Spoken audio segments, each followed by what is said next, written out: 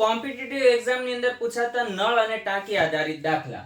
અહીં કીધું કે પાઇપ A અને પાઇપ B એક ટાંકી ભરતા અનુક્રમે 20 મિનિટ અને 30 મિનિટ લાગે છે. હવે જો બંને પાઇપ એક સાથે શરૂ કરવામાં આવે તો ટાંકી ભરાતા કેટલો સમય લાગે? ચાલો ચેક કરીએ. હવે નળ A વડે બરાબર 1 મિનિટમાં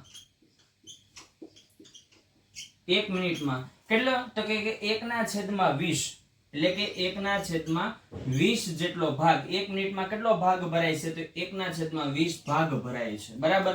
અને નળ B દ્વારા એટલે કે પાઇપ બરાબર 1 મિનિટમાં કેટલો ભાગ ભરાય છે? તો કે 1/30 જેટલો ભાગ ભરે છે.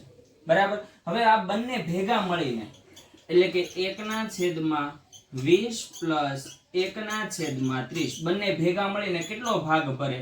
તો આનો ક્રોસ ગુણાકાર કરો. 30 એકા 30 પ્લસ 20 એકા 20 છેદમાં બંનેનો શું કરવાનો? ગુણાકાર. એટલે કેટલા થશે? 600. બરાબર. તો જો 20 પ્લસ 30 એટલે કેટલા થાય? તો કે 50 છેદમાં 600. બરાબર. 0 0 કેન્સલ એટલે 12 પંચા 60 તો 1/12. તો આખી ટાંકી ભરાતા બંને પાઇપ વડે આખી ટાંકી ભરાતા કેટલો સમય લાગશે? તો કે 12 મિનિટનો સમય લાગશે. કેટલાનો સમય લાગે છે? 12 મિનિટનો.